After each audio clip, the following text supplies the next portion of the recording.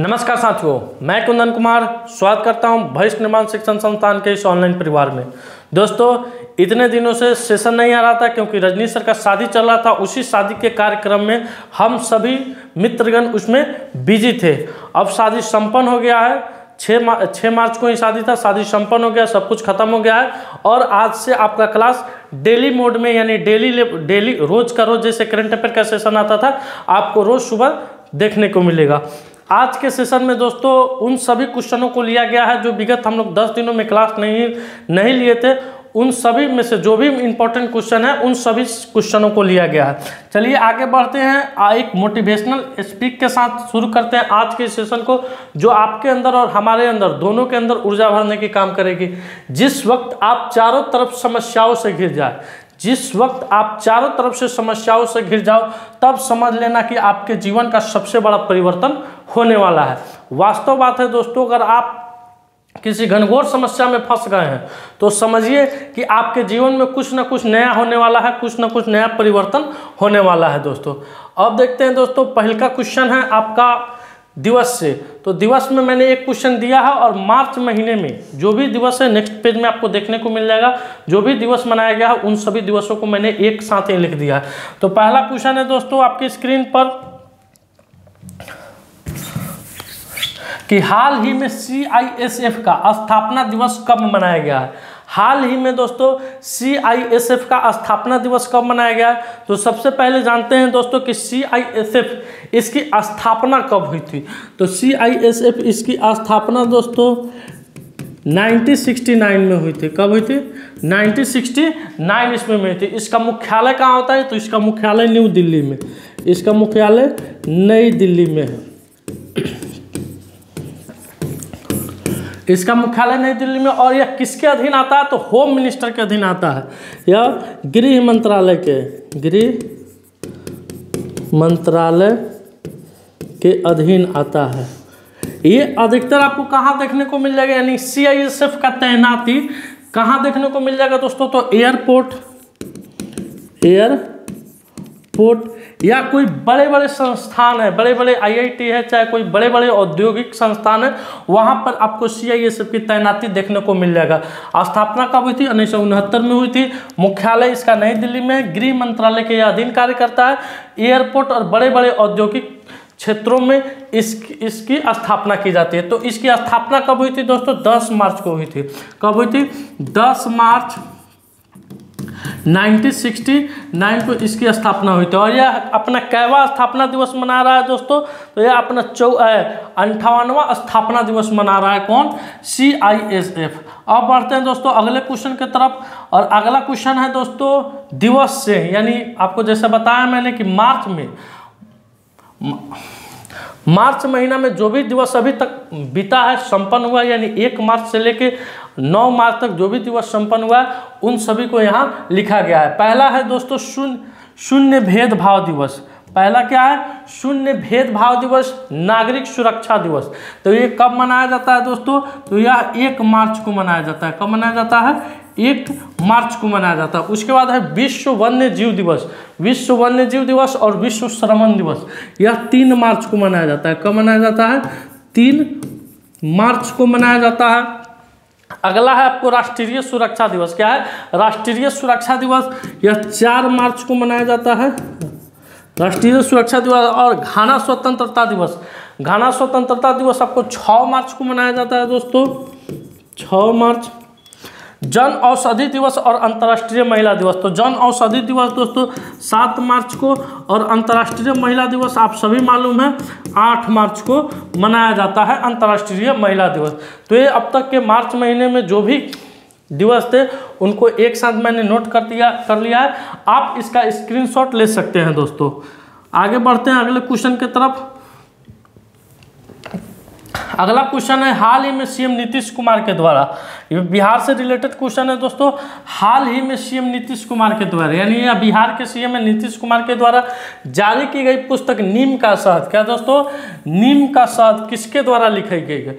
तो अभी बिहार के मुख्यमंत्री नीतीश कुमार के द्वारा इस पुस्तक का विमोचन क्या किया गया है?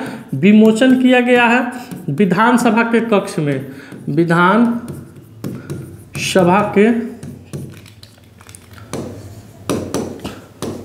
कक्ष में इस पुस्तक का विमोचन किया गया। तो इस पुस्तक के लेखक कौन है, यानी यह नीम का शहद या पुस्तक किसके द्वारा लिखा गया, तो डॉक्टर राजवर्धन आजाद के द्वारा। किनके द्वारा लिखा गया दोस्तों, डॉक्टर राजवर्धन आजाद के द्वारा नीम के शहद पुस्तक को लिखा गया है। अब बढ़ते हैं अगले क्वेश्चन की तरफ। अगला क्वेश्चन आपके स्क्रीन पर है, हाल ही में महिला दिवस पर किस राज्य द्वारा चौथी महिला नीति का अनावरण किया गया है। तो दोस्तों अभी महिला दिवस के अवसर पर महाराष्ट्र राज्य के द्वारा, किस राज्य द्वारा, महाराष्ट्र राज्य के द्वारा चौथी महिला नीति का अनावरण किया गया। तो अंतर्राष्ट्रीय महिला दिवस हम लोग कब मनाते हैं दोस्तों, 8 मार्च को मनाते हैं। कब मनाते हैं, 8 मार्च को मनाते हैं। अब बढ़ते हैं अगले क्वेश्चन की तरफ। अगला क्वेश्चन है आपका कि हाल ही में कहाँ 3 दिवसीय डेयरी मेला एवं कृषि प्रदर्शनी शुरू हुआ है।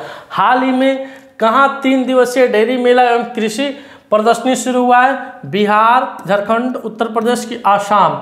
तो दोस्तों इसका करेक्ट उत्तर क्या हो जाएगा, झारखंड में। अभी झारखंड के मुख्यमंत्री झारखंड के मुख्यमंत्री कौन है दोस्तों, आपको बताना है। तो झारखंड के मुख्यमंत्री चंपई सोरेन बने हैं। कौन बने हैं अभी नया में, चंपई सोरेन बने हैं। जो इसके पहले मुख्यमंत्री थे वे ईडी के केस में, यानी एक केस में वो अभी जेल के अंदर है। तो उनके स्थान पे कौन बने हैं, चंपई सोरेन बने हैं।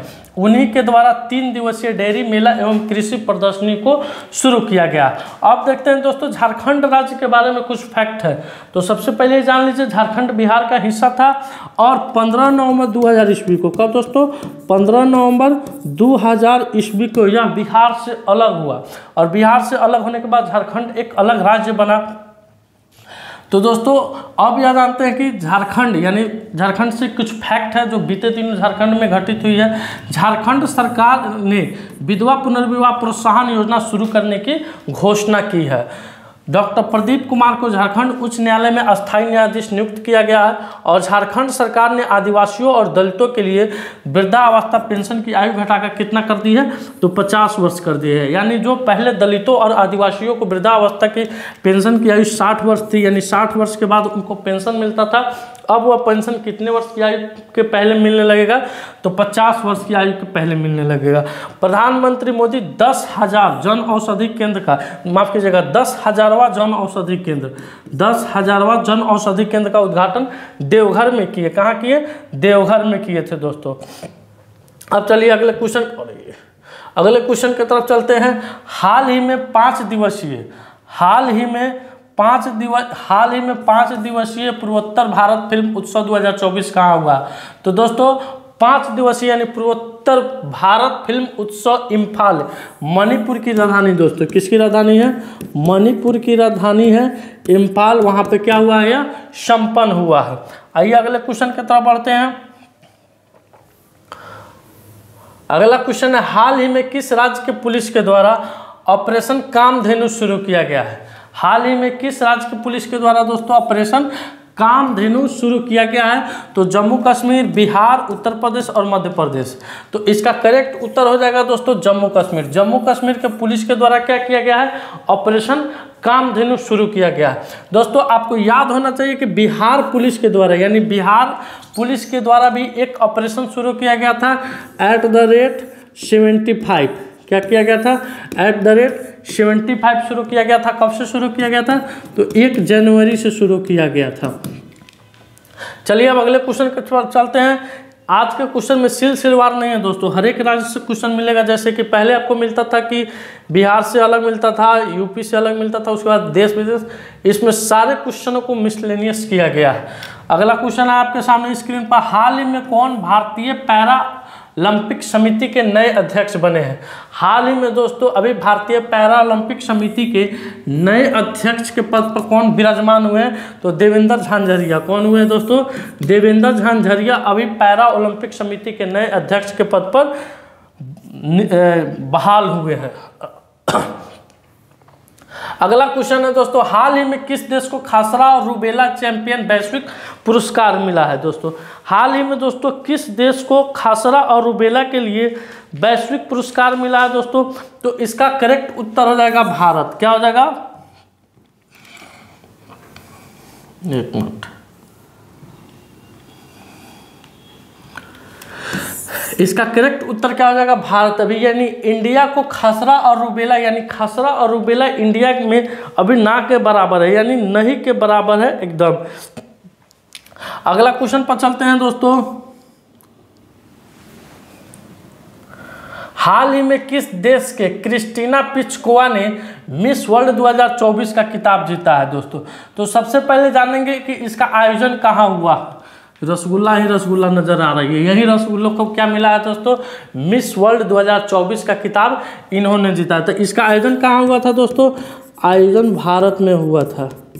आयोजन इसका भारत में हुआ था दोस्तों। तो क्रिस्टीना पिचकोवा यह किस देश के है दोस्तों? तो चेक गणराज्य की है। कहाँ के है दोस्तों? यह चेक गणराज्य की महिला है जिसे मिस वर्ल्ड 2024 का खिताब इन्होंने जीता है दोस्तों। ये ताज से पहनाया जा रहा है और यह कहाँ हुआ है? इंडिया में हुआ है दोस्तों। कितना खुश है रसगुल्ला ये। चलिए अगले क्वेश्चन की तरफ बढ़ते हैं। अगला क्वेश्चन है कि हाल ही में कौन सा देश दुनिया का दूसरा सबसे बड़ा मोबाइल फोन उत्पादक देश बना है? हाल ही में कौन सा देश दुनिया का दूसरा सबसे बड़ा मोबाइल फोन उत्पादक देश बना है? तो इसका करेक्ट उत्तर क्या हो जाएगा दोस्तों? भारत हो जाएगा दोस्तों। भारत अब यानी 2014 से 2024 दशक के अंत में दुनिया का सबसे बड़ा मोबाइल उत्पादक देश बन गया है दोस्तों। यह क्षेत्र 2014 में 78% आयात निर्भर से बढ़कर 97% आत्मनिर्भर में परिवर्तित हो गया है। भारत में बिकने वाले कुल मोबाइल फोन का केवल 3% अब आयात किया जाता है, यानी भारत में बिकने वाले कुल मोबाइल फोन का कितना परसेंट आयात किया जाता है? 3% आयात किया जाता है। भारत ने इन 10 वर्षों के दौरान 2.45 अरब यूनिट मोबाइल फोन का उत्पादन किया है, जबकि लक्ष्य 2.5 अरब यूनिट का था। तो कितना कम है? 0.5 कम है यह अपने लक्ष्य से दोस्तों।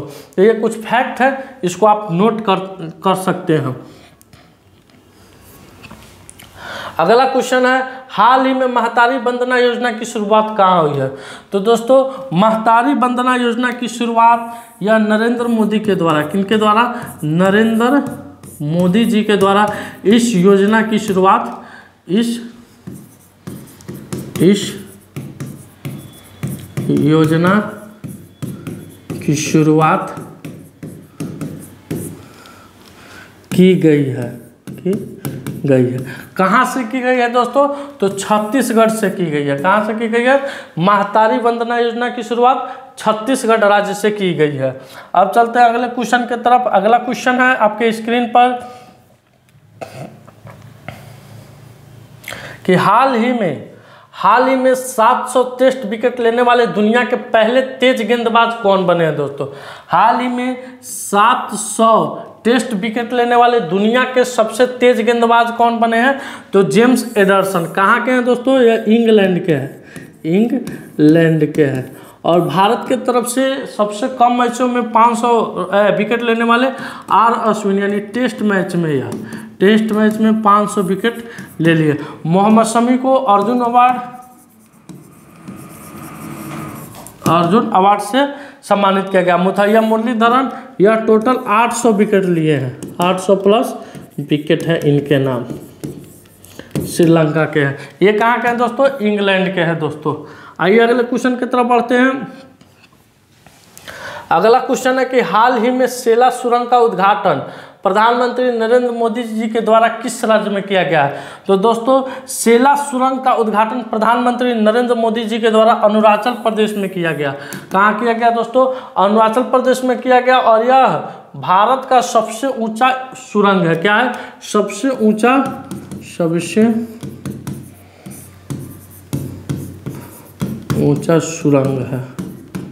सुरंग है यह दोस्तों।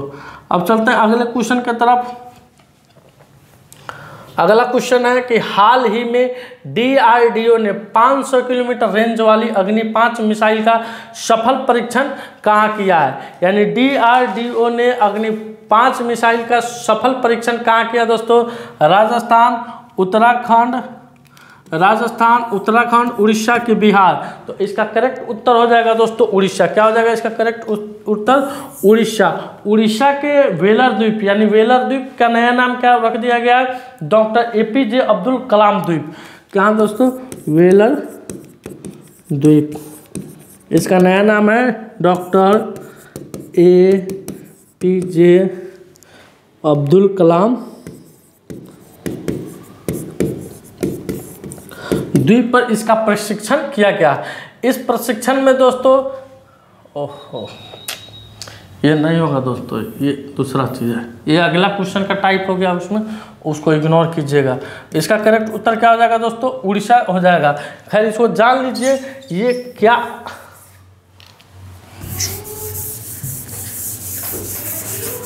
क्या है दोस्तों? तेजस है, नाग, धनुष, पिनाका, प्रचंड। दिमाग में सोचे रहिए कि ये क्या है और आगे इस पर आपको क्वेश्चन देखने को मिलेगा। अब चलिए अगले क्वेश्चन की तरफ बढ़ते हैं। अगला क्वेश्चन है, हाल ही में न्यायमूर्ति सत्येंद्र सिंह को किस राज्य का लोकायुक्त नियुक्त किया गया? हाल ही में न्यायमूर्ति सत्येंद्र सिंह को किस राज्य का लोकायुक्त नियुक्त किया गया है? मध्य प्रदेश, राजस्थान, उत्तर प्रदेश की बिहार। तो दोस्तों सत्येंद्र सिंह को मध्य प्रदेश राज्य का, किस राज्य का? मध्य प्रदेश यानी MP, मध्य प्रदेश राज्य का लोकायुक्त नियुक्त किया गया। अब बढ़ते हैं अगले क्वेश्चन की तरफ दोस्तों।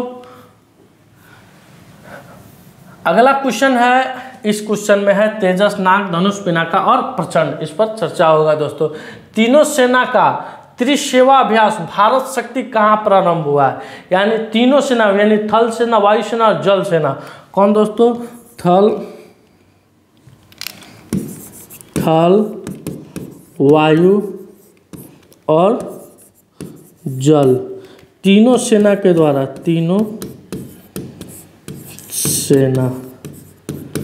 तीनों सेना के द्वारा मिलकर कौन सा अभ्यास? भारत शक्ति। यह कहाँ शुरू किया गया दोस्तों? तो राजस्थान के जैसलमेर में। कहाँ? राजस्थान के जैसलमेर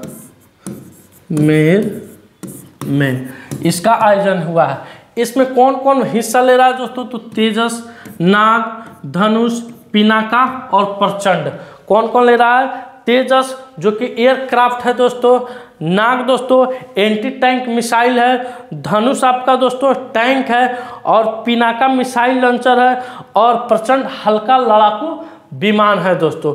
ये सभी इसमें क्या ले रहा है? इस युद्धाभ्यास में हिस्सा ले रहा है। कहाँ हो रहा है इसका? राजस्थान के जैसलमेर में। अब बढ़ते हैं अगले क्वेश्चन की तरफ। अगला क्वेश्चन है दोस्तों, हाल ही में किस राज्य के माजुली मुखौटा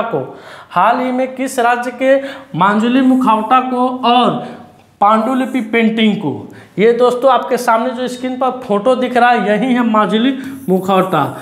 दांत गिनिए इसका कएगो है? पूरा एकदम देख के कोई भी बच्चा डर जाएगा दोस्तों, आप लोग मत डरिएगा। जो क्या है?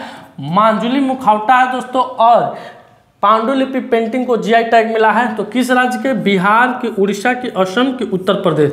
तो इसका करेक्ट उत्तर हो जाएगा दोस्तों असम। यानी असम राज्य के माजुली मुखौटा को और पांडुलिपि पेंटिंग को क्या मिला है दोस्तों? अभी GI टैग मिला है दोस्तों। माजुली मुखौटा है दोस्तों, ये माजुली द्वीप पर। कहाँ है? माजुली द्वीप है असम में, माजुली द्वीप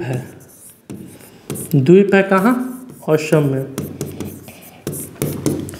आइए अगले क्वेश्चन की तरफ बढ़ते हैं। अगला क्वेश्चन है आपके स्क्रीन पर कि हाल ही में बिहार के किस जिले में ककोलत महोत्सव का उद्घाटन हुआ है? तो दोस्तों बिहार का स्वर्ग यानी बिहार का कश्मीर किसे कहा जाता है?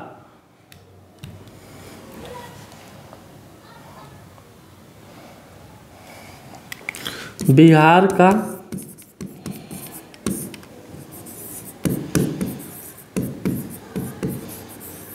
कश्मीर किसे कहा जाता है? तो नवादा को कहा जाता है, नवादा को यानी इस जलप्रपात को नवादा के DM के द्वारा इसे विश्व धरोहर की सूची में शामिल करने की यानी इसको में शामिल करने की बात कही गई है। इसीलिए हर साल दोस्तों अब नवादा में ककोलत महोत्सव का आयोजन होगा। तो इसका करेक्ट उत्तर क्या हो जाएगा? नवादा हो जाएगा दोस्तों। अब चलते हैं अगले क्वेश्चन की तरफ। अगला क्वेश्चन है आपका बिहार राज्य से ही रिलेटेड है दोस्तों। बिहार के किस जिले में 4 करोड़ रुपए की लागत से प्रस्तावित विज्ञान भवन का निर्माण कार्य शुरू हुआ? तो आप सभी जानते हैं कि अभी बिहार के मुख्यमंत्री जी 4 दिवसीय यात्रा पर लंदन गए थे, यानी इंग्लैंड गए थे। वहां पे उन्होंने उस विज्ञान भवन को देखा, निरीक्षण किया और बिहार के पटना जिले में, किस जिले में दोस्तों? बिहार के पटना जिले में विज्ञान भवन के निर्माण का कार्य शुरू हो गया है दोस्तों। तो इसका करेक्ट उत्तर क्या हो जाएगा? पटना हो जाएगा।